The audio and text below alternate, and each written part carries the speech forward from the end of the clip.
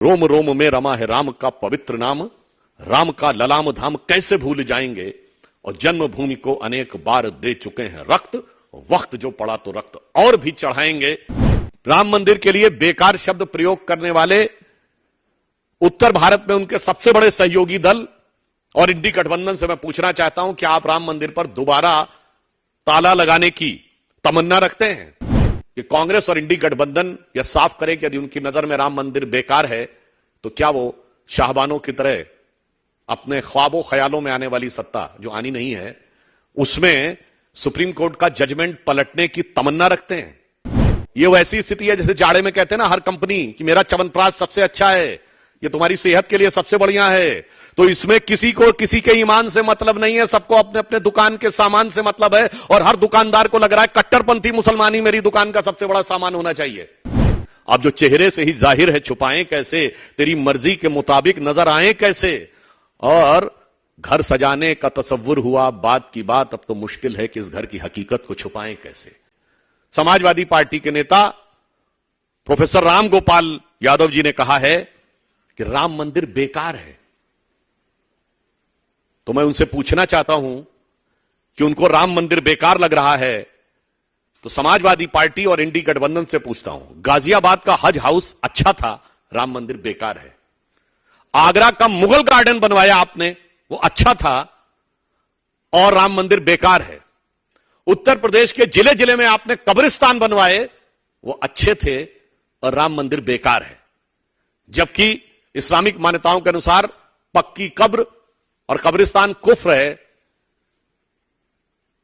यह बुखारी की हदीस में बहुत साफ है, जो जाके कई मुस्लिम उलेमाओं से कंफर्म कर सकते हैं कि स्वयं मोहम्मद साहब ने कहा है कि कोई पक्की कब्र नहीं होनी चाहिए, मगर उसके बावजूद वो कब्रिस्तान बनवाना अच्छा था और राम मंदिर बेकार है।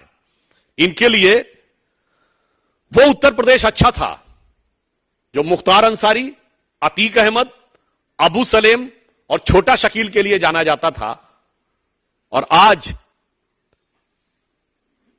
वो उत्तर प्रदेश इनके जमाने में जहां अपराध को एक सैद्धांतिक स्वीकार्यता मिल गई थी। मैं आप लोगों को याद दिलाना चाहता हूं, फिल्में क्या बनती थी यूपी में, जिला गाजियाबाद, लखनऊ सेंट्रल, मिर्जापुर, यानी पूरी अपराध केंद्रित फिल्में बनती थी। ये अच्छा था, और आज अयोध्या, काशी, प्रयाग, कुशीनगर, यहां पे उभरता हुआ उत्तर प्रदेश ये बेकार है।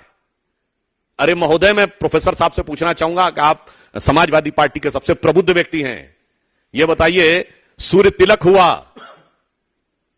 रामनवमी के दिन, इतना स्ट्रांग, इतना शानदार साइंटिफिक कैलकुलेशन, वो बेकार था। 1 लाख करोड़ का व्यापार तो केवल उस समय हो गया जब श्री राम जन्मभूमि का शिलान्यास हुआ, उद्घाटन हुआ मंदिर का। एयरपोर्ट बन गया, इंटरनेशनल एयरपोर्ट अयोध्या में, वो बेकार था। इससे एक बात यह भी साफ हो गई है कि श्री राम को काल्पनिक कहने वालों से लेके, राम और शिव में लड़ाई करवाने वालों से लेके, भगवान कृष्ण की द्वारका जिसमें दर्शन करने के लिए प्रधानमंत्री जी नीचे गए थे उसका मजाक उड़ाने वालों तक के लिए वो सब कुछ बेकार है। और क्या अच्छा है। इसलिए मैं इसमें इनसे एक और बात पूछना चाहता हूं, बहुत साफ, कि कांग्रेस और इंडी गठबंधन यह साफ करे कि यदि उनकी नजर में राम मंदिर बेकार है तो क्या वो शाहबानों की तरह अपने ख्वाबों ख्यालों में आने वाली सत्ता जो आनी नहीं है उसमें सुप्रीम कोर्ट का जजमेंट पलटने की तमन्ना रखते हैं, या कोई कानूनी पेच निकालकर जैसे 1949 में श्री राम मंदिर पे ताला लगवा दिया था वैसे ताला लगवाने की तमन्ना रखते हैं। मैं पुनः रिपीट कर रहा हूं, राम मंदिर के लिए बेकार शब्द प्रयोग करने वाले उत्तर भारत में उनके सबसे बड़े सहयोगी दल और इंडी गठबंधन से मैं पूछना चाहता हूं कि आप राम मंदिर पर दोबारा ताला लगाने की तमन्ना रखते हैं?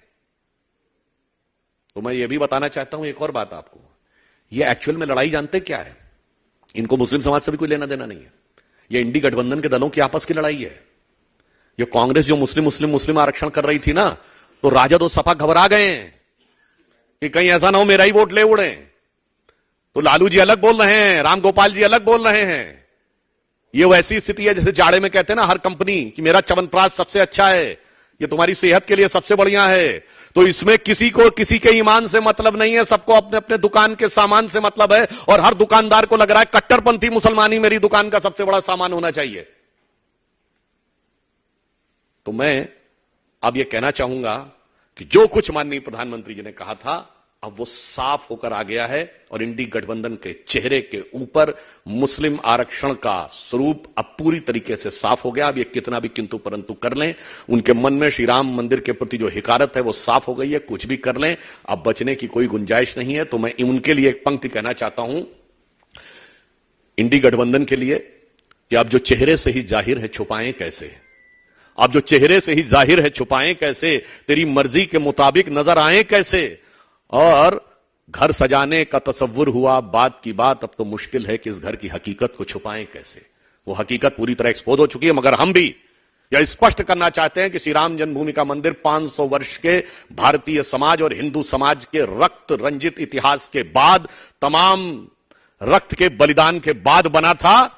तो कोई सपने में न सोचे कि कोई उसकी किसी भी प्रकार के परिवर्तन की जो तमन्ना दिल में है, वैसे वो दिल की हसरत दिल्ली में रहने वाली है, मगर हसरत रहने वाले भी सुन लें कि हम वो संकल्प रखते हैं मोदी जी के नेतृत्व में भारतीय जनता पार्टी और 140 करोड़ भारतीय सब के सब वो मन में भाव रखते हैं कि रोम रोम में रमा है राम का पवित्र नाम, राम का ललाम धाम कैसे भूल जाएंगे।